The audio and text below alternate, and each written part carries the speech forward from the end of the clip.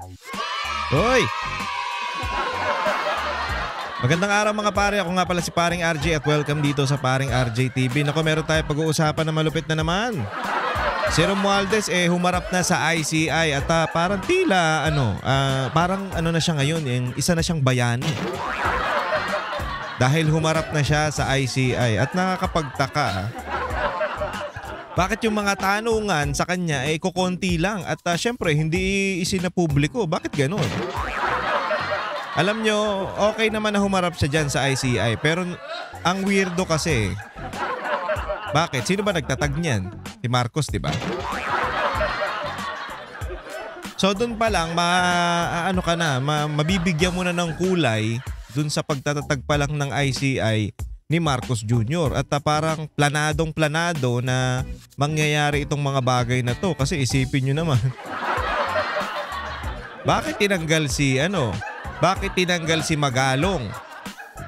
Pagkatanggal kay Magalong, tsaka nagpa-interview tsaka pumunta itong si Romualdez sa ICI. Bakit naman? Kung kailan wala na yung mag-iimbestiga o yung magaling mag-imbestiga patungkol sa mga korupsyon na nangyayari sa Pilipinas, sa Ghost Project, tsaka sa flood control, bigla namang tinanggal si Magalong. Tapos biglang pasok o biglang attend nito ni Romualdez. Ito, pangalawang pangalawang imbitasyon sa kanya kasi nung una hindi pa siya umattend. Bakit? Kasi nandiyan pa si Magalong. Ngayong wala na, syempre malakas na ang loob. Nako. Iba na ang nangyayari. Paano naman yung kaibigan mong si Zaldico? Wala na ba yun? Bahala na yun? Bahala na siya sa buhay niya? Ba ganon? At least ikaw, safe ka na. At ipapaliwanag natin to mga pare dahil merong post dito alam ko matagal na to itong post ni Sas Rogando. Matagal na yan, parang June pa yata niyang post yan pero hindi napapansin o hindi napapansin ng mga Pilipino yung patungkol dun sa post niya kasi English nga Alam mo naman. Pero tinagalog natin yan para maintindihan natin kahit papano yung mga sinasabi niya doon sa post niya. Pero bago tayo mag-umpisa mga pare, please subscribe to my channel at huwag kakalimutang mag-share at mag-like ng ating mga videos. Ganon din po, pakifollow ang aking Paring RJ sa Facebook at ang aking TikTok account na Paring RJ Banateros. So umpisaan na natin to dito sa video na to. Dito yung kay Tamba. Ito. Pero napansin nyo rin ba mga Banateros, mga pare, parang pumayat. No? Parang pumayat itong si Tamba. Hindi ko alam kung bakit to pumayat. Ano nangyari dito? Ano ba to? Nag-diet ba? O ano lang? Ano kaya nangyari? Bakit pumayat to? Ay, hindi ko na save yung post ni Ay, teka lang. Asa na nga ba yun? May post dito si Wait lang Asa na ba? Ito. Mamaya itatagalog natin din to para maintindihan nyo. Kasi hindi ko rin maintindihan English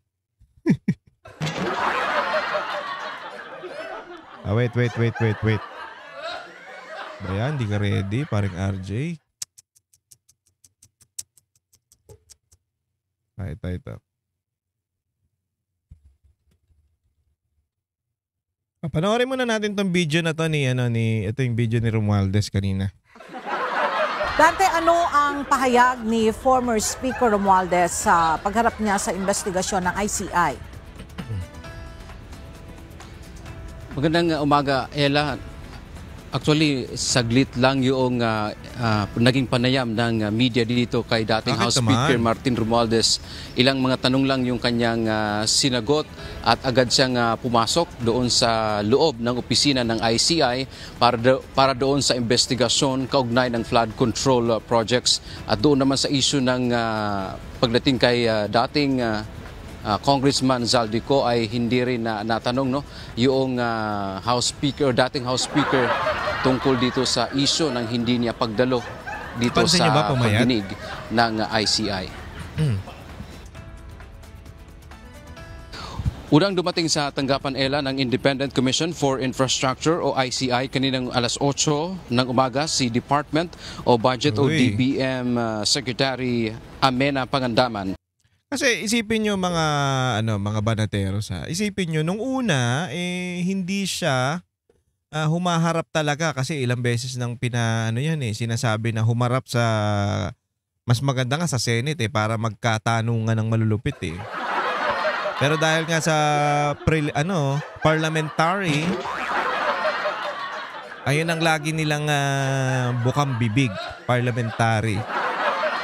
Kasi hindi sila pwedeng bastusin. Ayun nga yung sinasabi nila kay BP Sara. Tignan nyo nga, pagdating kay BP Sara, yung parliamentary, dapat i-waive daw yan ni BP Sara para matanong siya. Ano to, pag kalaban nyo, kailangan i-waive yan, pero pagdating dito kay Romualdez, wala. Ha? Sumunod si dating House Speaker Martin Romualdez pasado alas 9. Ayon kay Romualdez, nagtungo siya sa ICI para ibigay ang buong suporta sa investigasyon para mabuksan ang katotohanan. Anya, wala siyang tinatago at wala rin siyang dapat itago. Bagamat hindi siya bahagi ng Bicameral Conference Committee. Huwag mo kaming tarantaduhin, pwede.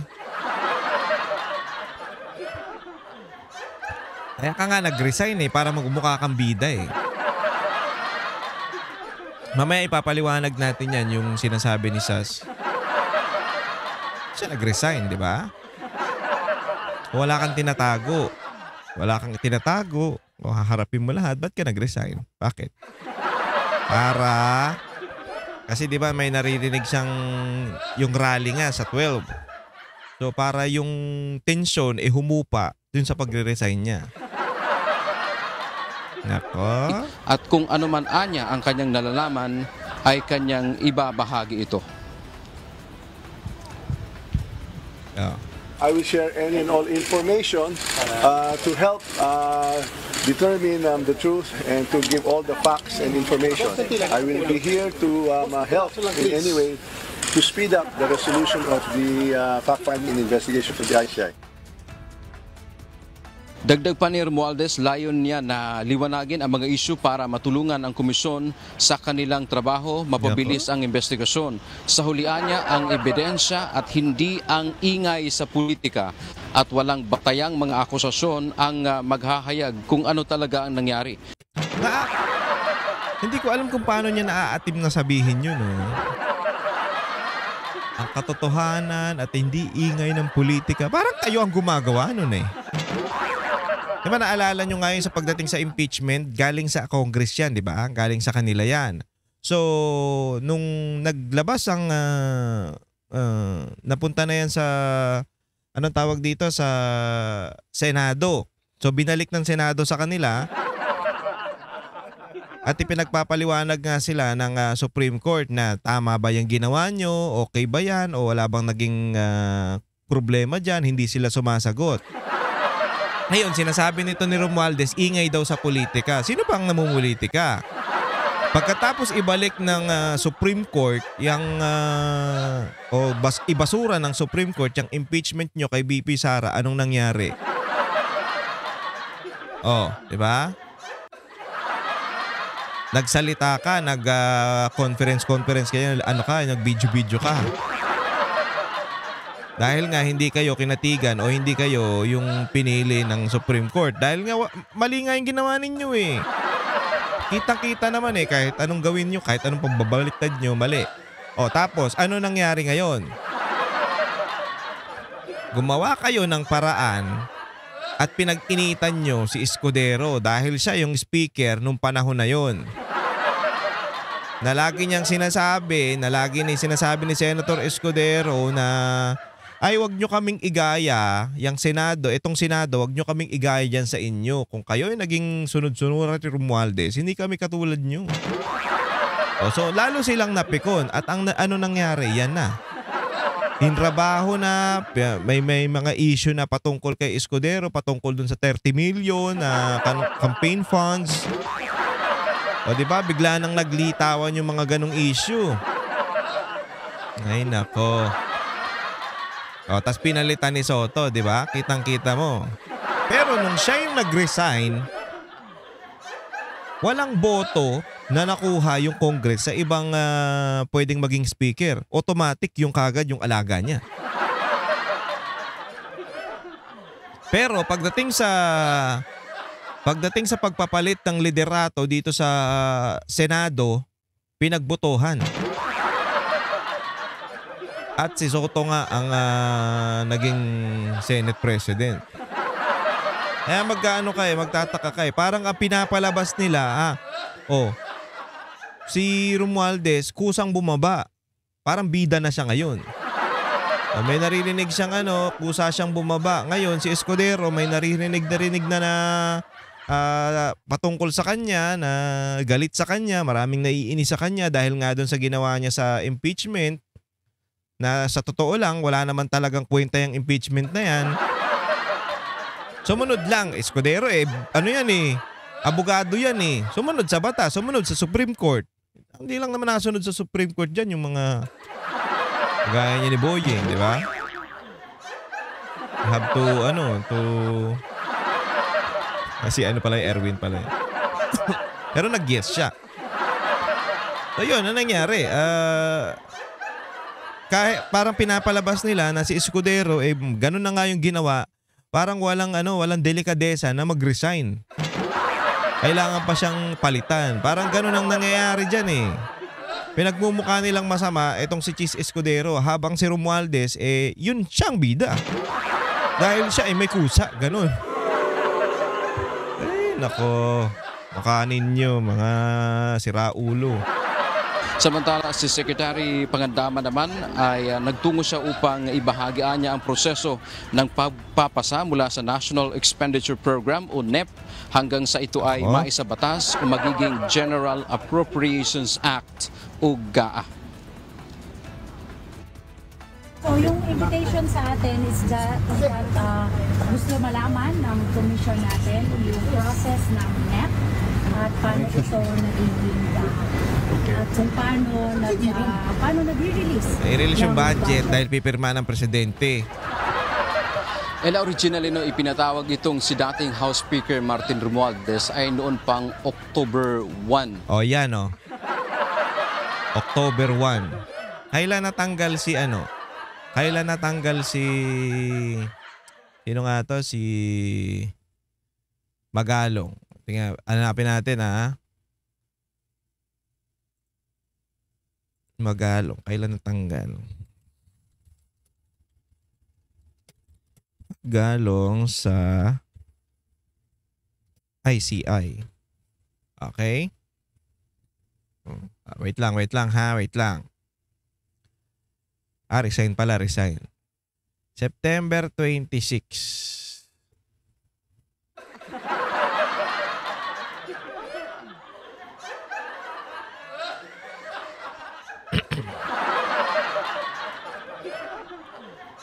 So, di ba pinadalahan siya? October 1. Actually, late na nga yung October 1. Pero syempre, fresh pa sa mga utak ng mga Pilipino. So pinadala na siya ng sulat na umaten. Si Magalong nun, September 26 nag-resign. So late na. October 1 pinadalahan siya. Pero bakit hindi pa rin pumunta si Romualdez? Natatakot siguro. Pinalabas na nga ni Anticler o pinalabas na nga ng palasyo na lang siya, hindi siya investigador. Tagapagpayo lang siya, ganun. Pero hindi ka investigador. Kinontra ni Claire yung una niyang sinabi. Nakala nila si Magalong mahahawakan nila sa leeg. So nung nakikita na papunta na kay Romualdez yung katarantaduhan, amalis ka na dyan, hindi ka naman investigador Dahil nagiging magaling ka mag-imbestiga, ay tanggalin ka na dapat. O sinabihan siya ng ganun. Syempre may delikadesa yung mama. Ano gagawin ko pa dyan? Kung advisor lang ako. Diba? Ano gagawin ko dyan? Di umalis na ako. Ngayon, pinadalaan si Romualdez sa una. Syempre, medyo mainit pa yung issue na yan. Kaya ka pumunta ngayon kasi nga si Magalong, wala na. Baka ganun ang lumabas, di ba? Kita nyo? Baka ganun ang lumabas dahil kakaalis lang ni Magalong kaka-resign lang niya dyan sa ICI, sa pagiging investigador dapat talaga. Pinagmumukha lang na advisor. Ngayon, syempre, sa pangalawang papadala, medyo humupa na yung tensyon o humupa na yung issue na si Magalong nag-resign. Pwede na akong pumunta.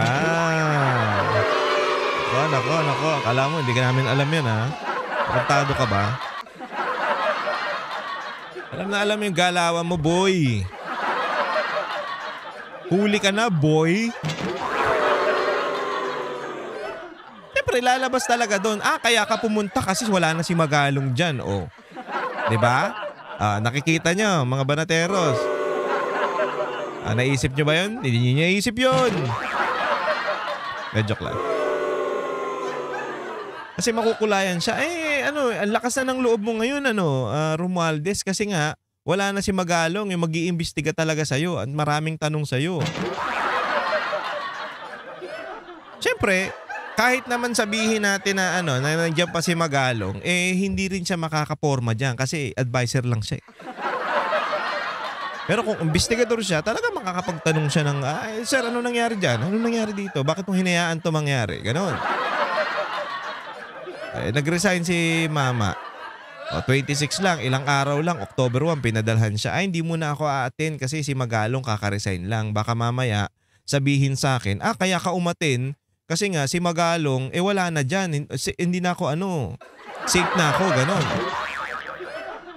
Kaya pinatagal niya muna ng konti para yung issue malamig na. Huli ka na, boy!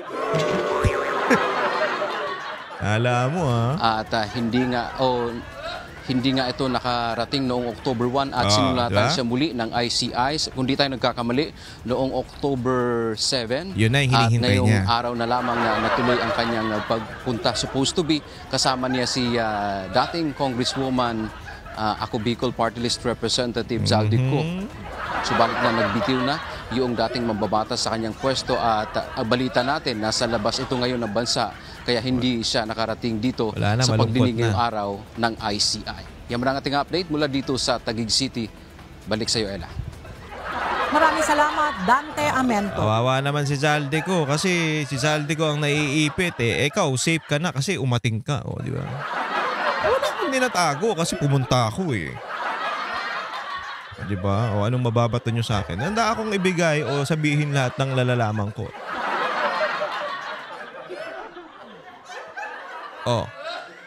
Tapos, ang nangyari, si Senator Cheese ang parang kawawa ngayon.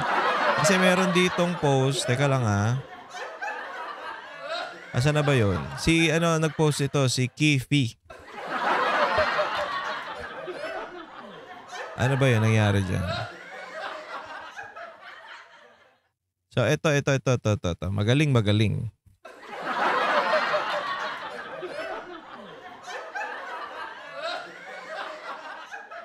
Ano na ba nangyari? Ba't nawala? Ito. Sabi niya dito, magaling. Today, we see Martin facing the ICI projecting himself a hero for cooperating.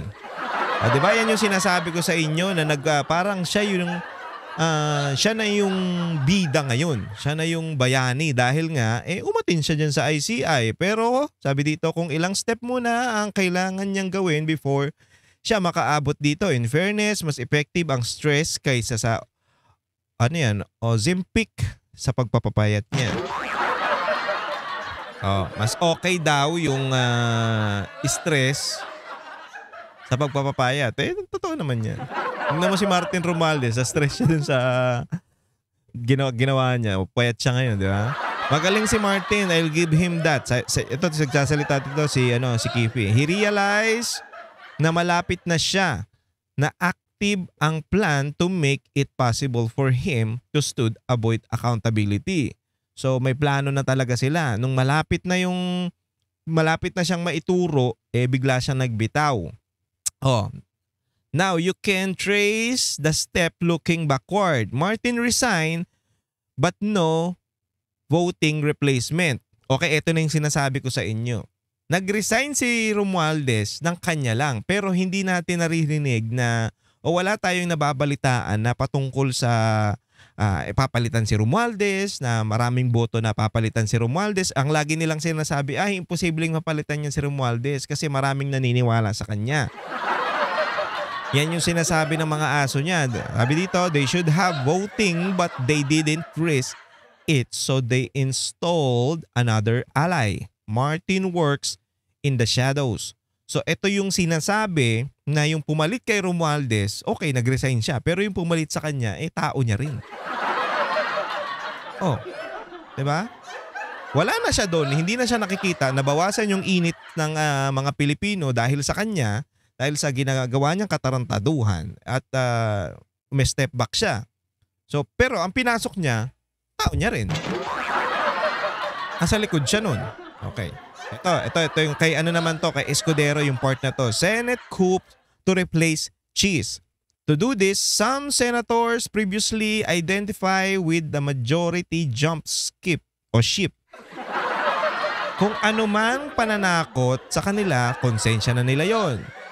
So magtataka ka biglang yung ibang okay, yung ibang tropa ni Escudero, biglang nagbaliktaran. Magtataka ka bakit? Yung 2 bilyar, di ba?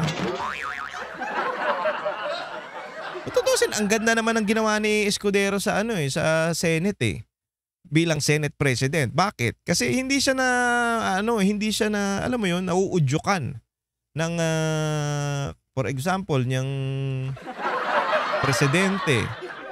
Hindi siya nauudyukan ng House. Oh, bakit? Kasi sinunod niya yung Supreme Court Tsaka abogado naman to si Escudero. Hindi pwede yung yung patanga-tanga ka. O ano yung pinalit nila? From Senate President na abogado, anong pinalit nila? Si Tito Soto. Okay, with Cheese replaced Tito Soto, put the very effective Ping Lacson as Senate Blue Relief. Parang hindi naman. Replacing Marcoleta, who's already making headway with contractor willing to name names. So nakita nyo? From Cheese Escudero, nilagay si Tito Soto. Tapos nilagay ni Soto, si Ping Lacson, kasi mas magaling daw na investigador. Pero bago nila palitan yan, yung witness o masasabi natin na yung diskaya o yung mga contractors, nagbabanggit na ng mga pangalan. At nabanggit nga dyan si Romualdez at si Zaldico. Dahil doon, kailangan tanggalin natin itong 2 to. Palitan natin. Ito na nga nangyari. Ping resign, dissolved investigation. Ito nakakabwisit dito kaya. 'Di ba? Sabi ni Soto, magaling daw si Ping Lacson na mag-imbestiga. Ano nangyari? Nga. Wala nangyari doon sa malapit na Kita nyo yung senaryo. Malapit nang matuntun ni Senator Marcoleta yung mga dapat matuntun kasi napangalanan na nga Tapos bandang huli, dahil napangalanan na yung mga Congress, baliwala na lang yun. Ang napunta yung arrow o yung turo doon sa sa Senado. Biglang senador na ngayon na may mga problema. Pero yung mga congressman na pinangalanan ng diskaya, hindi nila iniimbestigahan. Bakit? Ito. Sabi dito, ICIs concurrently and curtly created. Magalong resigns citing how Xiao they find someone else willing to do their bidding would decide to make the investigation and interview behind the closed door. Okay, ito yung sinasabi na hindi isa sa publiko nga ng ICI yung pag-iimbestiga. Okay, Martin knows his greatest weakness is public speaking and being judged in the court of public opinion. ICI doing it behind the door, the closed door, is perfect. Bakit? Bakit ginawa ng ICI yan? Para pumabor, siguro, di umano, baka pumabor kay Martin Romualdez. Bakit natin nasasabi na gumagawa ang ICI ng paraan para bumabor kay Martin Romualdez? Sino bang gumawa niyang ICI? Di ba si Marcos? Okay. Kaya ang nangyayari dito, biruin mo yung pagbabato nila ng problema o yung masasabi nating alam mo yun, bato nila ng issue sa Senate.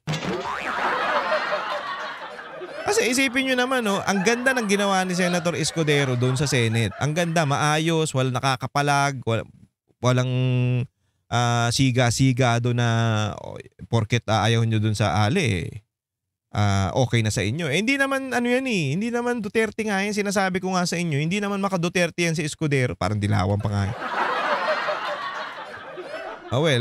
Ibang issue na yan. So,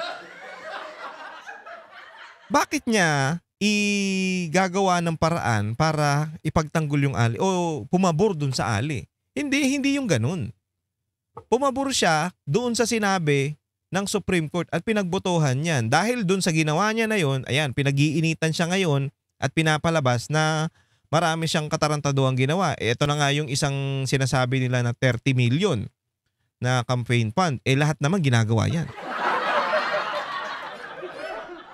Ha? Jesus! Tigil-tigilan nyo nga ako. Okay, nasaan na ba tayo? Wala na tayo. Remulla is made ombudsman despite many laws broken to accommodate his appointment. Diba?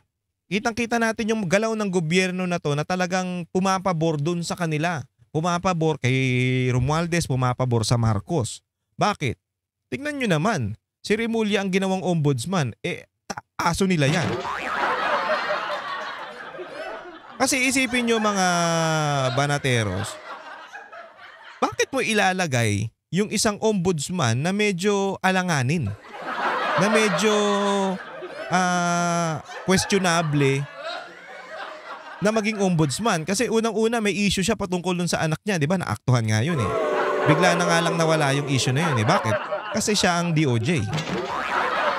Na DOJ, dapat ikaw patas ka. Kung anak mo man yan, putya na, gawin mo yung tama. Maraming magaling dyan na nandun sa listahan. 7 yan sila kung hindi ako nagkakamali. Maraming magaling. Bakit pinili yung tanga? Bakit pinili yung sablay? Kasi yun yung sumusunod sa utos ng administrasyon. Alam ko na yan. Kala nyo ha. Huli ka na, boy. Ito. ICI says they will stop investigation and recommend case to ombudsman. O, di ba? Who is Remulla? Who is a Marcos Romualdez ally? Okay? Kitang-kita natin. Biglang bumitaw, biglang sinabi ng ICI na titigilan namin tong investigasyon at papaubaya na namin to sa ombudsman. O sino yung ombudsman? Kakampi nila. Martin will escape accountability legally while BBM is president and able to avoid spotlight. Zaldico and Cheese will be the fall guy. Okay? Kitang-kita nyo? Ito yung hindi na hindi na uunawaan nung iba eh. Na porkit sinabi si Zaldico, okay na yan, automatic na yan na talagang yan. Yan talagang ididiin nila kasi yan ang yan ang parang mababa sa kanila, ganun. Yeah? Yan talaga ang parang magiging sacrificial lamb. Para makaiwas itong si Marcos at Romualdez sa mga issue na to. Ngayon, pati si Escudero nadadamay. Bakit? Kinalaban niya kasi si Romualdez. Nagsalita siya patungkol kay Romualdez. The name that you cannot be mentioned. Di ba nagsalita siya, yung privilege speech niya? O, doon nag-umpisa yon. Actually, sa kanya nag-umpisa lahat tong mga to eh. Yung pagbubunyag ng mga katarantaduhan na to. Kasi siya yung kumakalaban sa sa Congress eh. Di ba? Inaano siya yung parang inuutos-utusan siya. Ay, wag niyo kong utusan dito. Magkaano tayo. Although parehas tayo ng power pero hindi nyo kayang gawin o hindi nyo magagawa yung mga ginagawa nyo dyan sa Congress. So doon pa lang medyo napikon na si Romualdez doon. Ganun ba? Sige.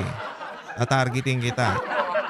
So as a cousin to the president who has allowed him to do all this, Martin is protected. Safe ka na.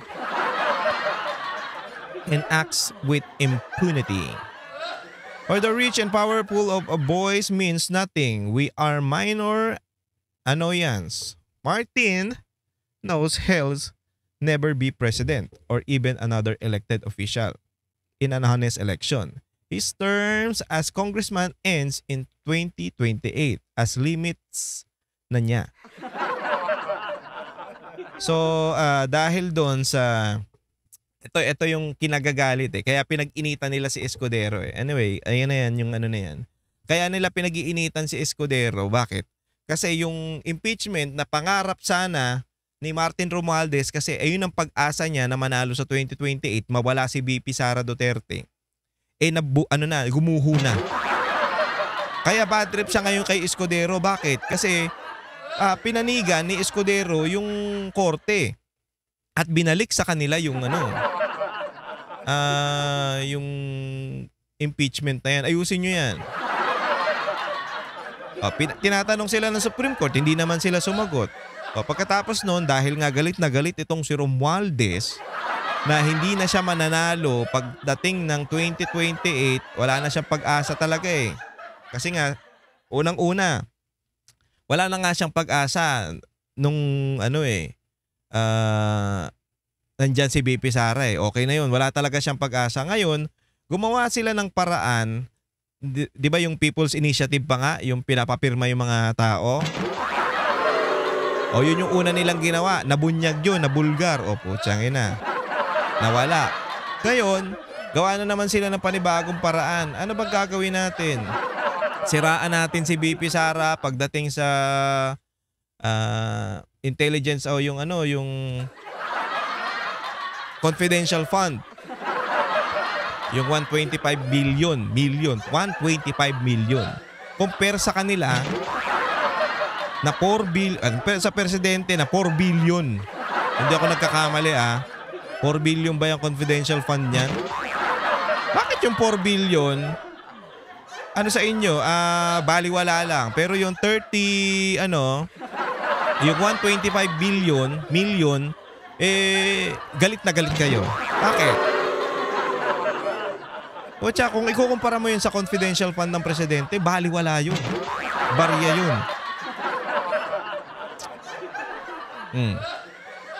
So yun yung pangalawang Tapos ito na yung pangatlo nilang paraan para si BP Sara para mawala. Ito na yung impeachment na ginawa nilang 4 para mas malakas. Anak ng putya, walang nagsabi sa inyo na isang beses lang dapat ang impeachment sa loob ng 1 taon. 1-year bar rule. Ayan yung sinasabi natin. Ginawa nilang 4. Tapos ang nangyari, yung impeachment na 3 dapat rekta na yun. Barang 10 days kung hindi ako nagkakamali. 10 days, pag binasa sa kanila o yung sa kanila, pupunta na kagad sa speaker yun. Bakit hindi niya tinatanggap? O bakit hindi napapadala sa kanya? Pero yung pang-4, 1 click, ang bilis. Diba si Castro nga, in-interview si Castro. Ano ba yung pinagmimitingan dyan? Impeachment. Ganun-ganun pa yung convicted na yun, buwisit. Diba? Tuwan-tuwa siya doon. Bakit? Di umano, meron silang pakimkim. Pipirma ka lang, meron ka ng pakimkim.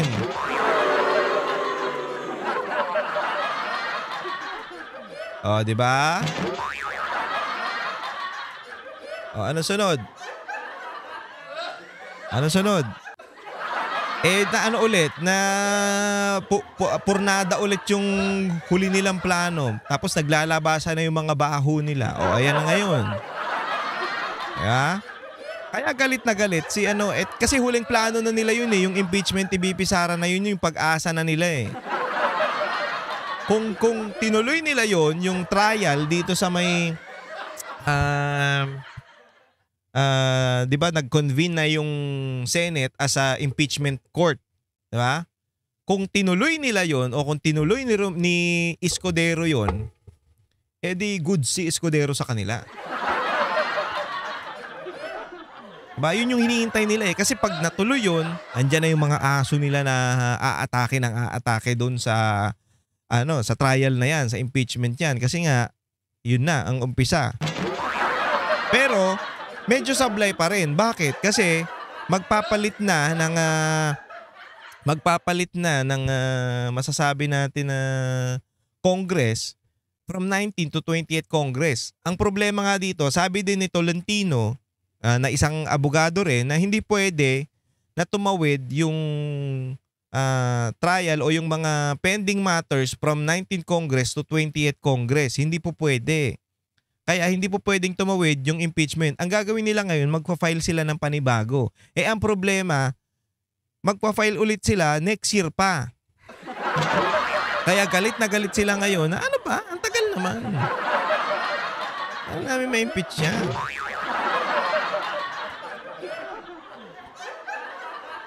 So nagkakaroon ng nagkakapurnada yung mga ginagawa nila. Sinuportahan din ni Escudero yun na hindi pa pwedeng itawid yan. Kasi nga, magtatapos na yung 19 Congress. Na ngayon tayo ng 19 Congress. 20th Congress. So mapapalitan na tayo ngayon. Sabi sa Constitution, kung hindi sinabi na pwedeng itawid, pwede na yon. Pag hindi sinabi ng Constitution, hindi po pwede. Okay? Ganun kalinaw. So yun na, minadali nila ng minadali hanggat binalik sa kanila. Di ba? Binalik sa kanila ngayon. Diyan na sumabog si Romualdez at nakita nyo, dinasalan pa nila yung pamisa-misa pa yung mga demonyo. Binasbasan yung papel. Anak ng pato naman. Tapos, yun na. Sabi ng Supreme Court, pinapasagot sila ng Supreme Court na ganito nga. Tama ba yung ginawa nyo dyan? Tama ba yung proseso nyo? Sagutin nyo yung mga tanong namin. Kung tama, edi tutuloy yan. Kung hindi, ay hindi. So ano nangyari? Unanimous decision na ibasura yung impeachment na yan. Kasi nga, sablay tapos biglang naglabas si Romualdez ng video. Nagalit na galit, di ba? Ano yung mga sumunod na dahil nga si Escudero pumanig o pumabor doon sa impeachment o hindi pumayag doon sa impeachment ni VP Sara dahil nga sablay-sablay, abogado yan sablay-sablay, mali-mali, ang gulo-gulo, na may bahid ng politika, hindi siya umokay doon. Ngayon, siya na ang tinatarget. Magkano ang target sa kanya? Yung 30 million lang. Although malaking pera yung para sa atin kasi wala tayong ganun. Pero, kumpara mo naman sa mga katarantaduhan yung insertion. Bakit? Ano ba yung sinasabi mo paring RJ? Kasi, mamaya na yan. Kasi ito,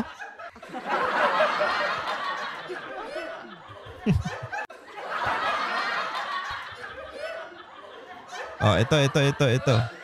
Ito yung 2022.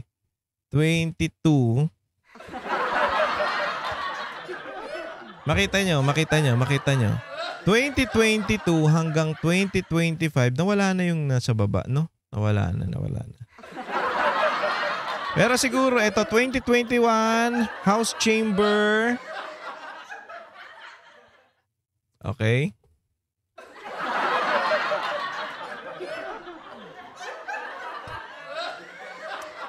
Tignan natin kung gaano kalaki yung mga Okay? So, ito. House Chamber version. Ito yung 2021. Ito yung Belmonte Junior. Ito, 4.6 billion. Ayan yan. Tapos, ito yung nakalagay, 610 million magnitude of insertion during the BICAM. So, final budget, ito yung sagaan nakikita nyo ba? Ito yung sa third row, fourth row. From sa House Chamber, tapos sa Senate Chamber, parehas. So, parehas sila. Okay. Pagdating sa GAA, meron tayong pumasok na 5 billion. 5.26 billion ba yan? Hindi ko mabasa masyado eh. Tapos, ito, yung percentage increase from the chamber version that the highest value, 13% ang pumasok. So, ito yung kay Belmonte. Noong 2013, 5.8, parehas ulit sa Senate. Ganun naman lagi, parehas yan. Tapos, pagdating dito sa GAA, final budget, ito na yung pinipirmahan ng presidente, medyo bumaba. Naging 6, parang bumaba ng ilang percent, 8.53. So, 500 million yung kay Belmonte ulit to. Tama ba? Belmonte nga, Belmonte. Pagdating ng 2017, okay, 9.6 billion, pare-parehas. Ito ang nagtugma, 9.60 percentage increase from the chamber, pati sa GAA parehas. Nakalagay dito. 2017 yan kailan ba yung 2017? Sino namumuno niyan? Sino presidente niyan? Kasi ito, final budget that signed by the president. Ito yan, Okay? So 0% Alvarez. Kay Pantaleon Alvarez yan.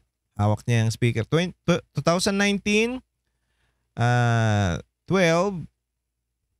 billion. Ano na lang natin. So parehas. Pagdating dito sa parang nadagdagan ng 5%. Ano to? 12.75 billion. So ang nadagdag dito sa insertion, ang percentage 0.08%. So 10 million yung magnitude insertion during the BICAM. Sino yung nandyan? Si Gloria Arroyo. 2020, 14 parehas, nadagdagan ulit ng parang 1 billion. To 12% ang nadagdag. 1.6 billion. Kay Velasco naman yan. To 2022, nandiyan pa si Velasco eh. Okay, eto na yan. Kakaupo lang. 21, pare-parehas, 0%. Kay Velasco Ayan na yan. Nagigets nyo ba na kukuha nyo mga pare? Mga banateros. Dito muna tayo kay Velasco. So, ito yung mga insertion nito, medyo, alam mo yon, medyo okay. Medyo hindi ganun kataas. Medyo parang tataas lang ng 1 billion, ganun. Hindi yung grabe. Okay? Okay. Although malaki yung dito, malaki yung budget dito sa 2022, pero at least walang insertion. Pagdating ng 2023, sino na yung speaker niyan? Si Martin Romualdez hanggang 2025. Tignan nyo yung yung kung gaano kataas yung insertion na pumapasok dito sa GAA. Okay? Okay. So, sa ano ba to? 16? 16. Okay. Sa 2023, 15.97 billion ang nakalagay. Tapos pagdating sa Senate Chamber, 16 billion. Okay. Okay pa rin. Pagdating dun sa final budget signed by the President, pucha, naging 28.01 billion. Tignan nyo yung tinataas ng percent 75.06% ang tinaas. Percentage increase from the chamber version that has higher value. Putang ina, ilang percent? 75% ang lupit. Ilan na nadagdag? billion. Martin Romualdez po yan ha. Martin Romualdez ang budget niyan. Ay ang speaker niyan. Tapos sasabihin niya wala siyang kinalaman. Oh.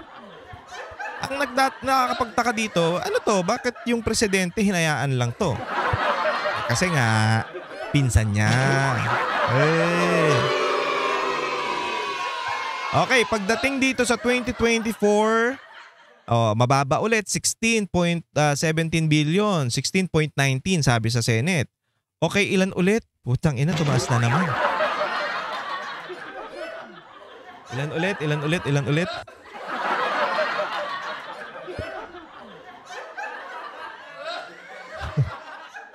Ang lupit, no? Ang lupit, iba.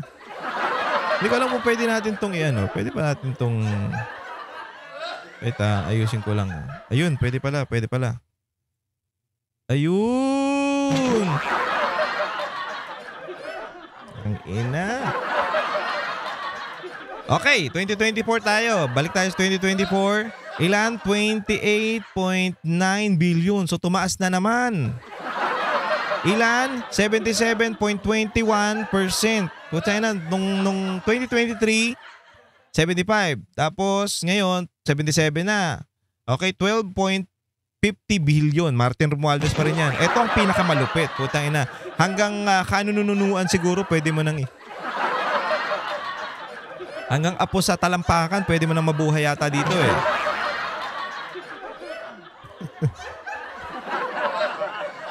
Ayan, saya. Okay. 16. So hindi tumataas ng todo. 16 pataas lang ng konti pagdating sa House chamber version. Sa Senate version, ganun din. Hindi tumataas ng todo. Okay. Pagdating dito sa final budget signed by the President, putay na ang laki. 33.67 billion. Ilang percent? Dinaig pa. Hindi na 100%. 105.93%. Puta, magiging 106% na to ah. Ilan ang pumasok? Ang insertion, 33. Ilan ang nakukuha nila? 17.32 billion. Martin Romualdez po yan. Putang ina, lupit. Ibang klase. Si Sas Rugando ang nag-research nito Siya ang nag-ano niyan. So kinuha lang natin. Thank you kay Sas. Huwag niyo akong i-ano. Although ano naman yan. Anyway, ano naman yan eh. Pag dito. Ayos naman yan si Sas eh. So, ayan na. Ang katarantaduhan. Putang ina. Tignan nyo kung gaano kalaki from 2020. Isipin nyo to. Ang huli nito is 2025. Itong 2025 na insertion, 105.93%.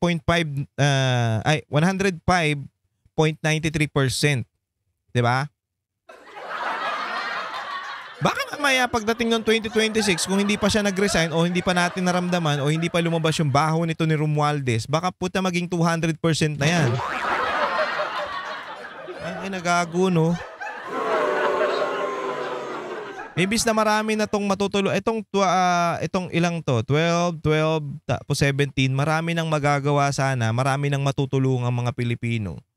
Yung mga budget na to o yung budget na to. Marami nang mapapaayos na tulay. Marami nang mapapaayos na kung ano-ano dyan sa budget na yan. Pero hindi eh. Puta, bukod dyan sa budget na yan, meron pang ang nangyari, puro ghost project pa tsaka substandard. Puta na. Ang laki ng budget, pero ano nangyari?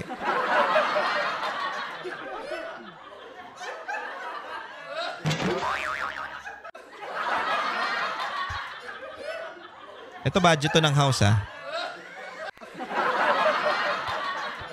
Tapos sasabihin niya wala siyang kinalaman sa nangyayaring korupsyon. Sasabihin niya, tutulungan ko kayong malaman yung mga nalalaman ko. Bandang huli siya pa ang bida. Tangina bida to. Tignan nyo kung gaano kataas yung mga nangyayari. O ito na lang Dito nyo na sa percentage na lang Sabihin na natin from 0% 2022, 0% yung percentage increase from the chamber version, 'di ba? 0%. Okay, sabihin na natin na wag na nating i-ano diyan. Sabihin na natin dito sa 2021 kay Belmonte 13%. Ayan ang pinakamataas na percentage. Sa loob ng ilang taon? 1, 2, 3, 1, 2, 3, 4, 5, 6. 6 na taon ng budget deliberation.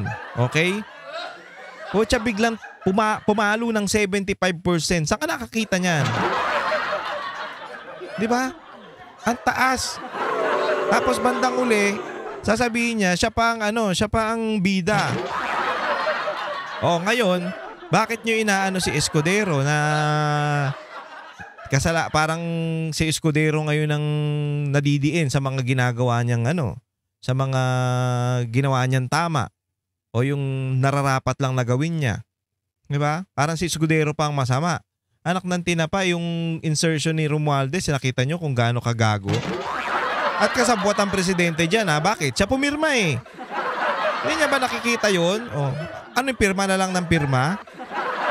Alam niya yan, imposibleng hindi. Tapos sasabihin niya, gagawa ako ng paraan para matapos tong korupsyon na to. Gago. Ay, ina mo. Ikaw yung ulo niyan. Ito, sabi ni Escudero, we will file our submission early to respect the COMELEC process. In our position is clear. So, donation was legal, fully declared, and follows long-standing practice. The law is on our side and we are confident the COMELEC will find no fault. Ito yung abogado ni Cheese Escudero, si Ramon Esguerra. Okay? Yan. Ang mangyayari dito, magpo-file sila ng sa COMELEC, kung magsasubmit sila ng para makita ng COMELEC na tama yung ginawa nila. Ewan ko kung anong gagawin ni Garcia dyan. Kasi hindi naman to, si Escudero naman, abogado yan eh. Hindi yan hindi yan gagawa na. Ewan ko dun sa ibang abogado, natatanga-tanga katulad ni Claire. Hindi yan magsasalita ng ikakabagsak nila. Respetadong abogado yan. Hindi yan basta-basta. Hindi yan magsasalita ng ikakabagsak nila. Ganon din kay Atano. Hindi siya magsasalita ng ikakabagsak niya at wala siyang basihan. Ganon dito si Escudero. Sa tingin nyo, gagawa yan ng paraan para masira siya in the future? Imposible yun. So itong mga naririnig natin o yung mga bali-balita o yung mga kumakalat na parang pinapalabas nilang si Escudero siya yung masama. Ay putya, wag kayong magpapaniwala. Kayo rin naman kasi minsan eh. Nagsalita siya patungkol kay Romualdez pag-iinitan siya ngayon. Tapos ang lumalabas ngayon si Romualdez okay, mabait. Hero. Pero pinakita ko sa inyo na yun nga ang nangyari. Kutya yung insertion niya hindi basta-basta. At 13% ang pakita natin ulit Ito yung pinakamatagal na to, 2021, 13%, pinakamataas yan. Pero nung 2023, pumasok si Romualdez, naging 75%. Ganong katindi, ganong kagutom ang putang inan to. Gutom na gutom sa pera, ano to?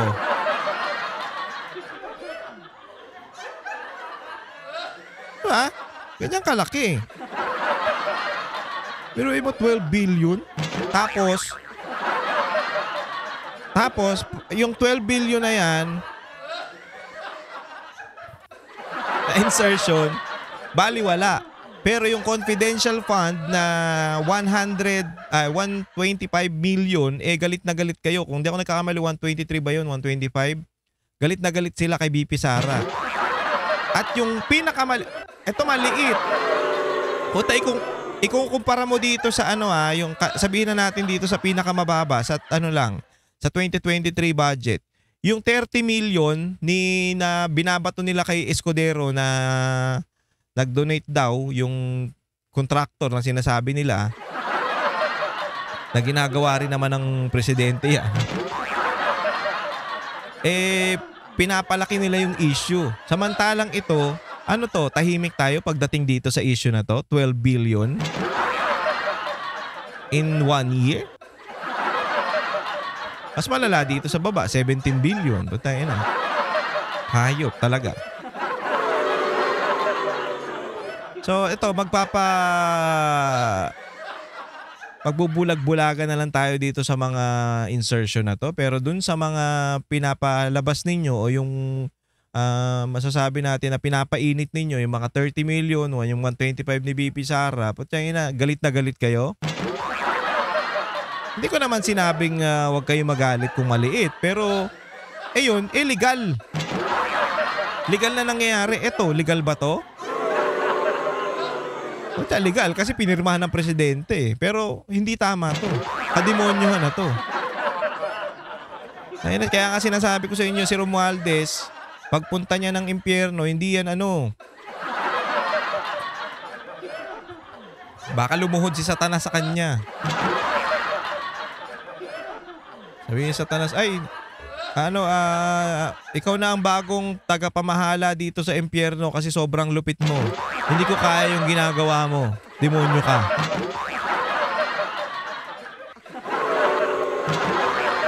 Ha? Ganun lang yun. Napakagago di ba? Anyway, hanggang dito na lang muna ang ating video. Maraming salamat mga pare. Kung nag-enjoy kayo, please subscribe to my channel at huwag kakalimutang mag-like at mag-share ng ating mga videos. Paki-follow na rin po ang aking Facebook page na Paring RJ at ang Banateros. Paring RJ Banateros. Ganun din po ang Banateros 2.0 sa Facebook. At DZAR 1026 SMNI sa YouTube. Paki-follow na rin po ang ating mga tropang Banateros. Huwag nyo na sila i-follow. Ako na lang. De, joke lang. Kilala nyo naman yung mga yan. Ito yan. Pakita ko sa inyo. Paki-follow mga pare. J. Gibare, Master Judea, Boss Dada, Banat by Coach Oli. Siyempre ako, ang pinaka-pogi sa Banatero, si RJ. Paring RJ. Ang kumontra, pangit. Anyway, maraming salamat mga pare. Ingat po kayong lahat and God bless you all. Para sa inyo po ito. Kami ang boses ng masa, hindi natatakot. Katotohanan lang, di kami nalulunod. Walang bahid ng sismis, lahat ay totoo. Kahit sino ka pa, pag mali ka babanatan ka. Walang pinipili kulay, wala kaming kinikilingan. Basta para sa bayan, kami lalaban. Pag tama palakpakan, pag mali banatan. Di matitinag, di matatakot, para sa bayan tuloy ang sigaw. Sa harap ng kamera, walang halong takot. Mga baluktot, lahat kayo'y tutumba. Ang hustisya at totoo, yun lang ang mahalaga. Kahit sinong harang, di kami matitinag. Walang pinipiling kulay, wala kaming kinikilingan. Basta para sa bayan, kami lalaban. Pag tama palakpakan, pag mali banatan. Di matitinag, di matatakot, para sa bayan tuloy ang sigaw. Kung nasa tama ka, ikaw ay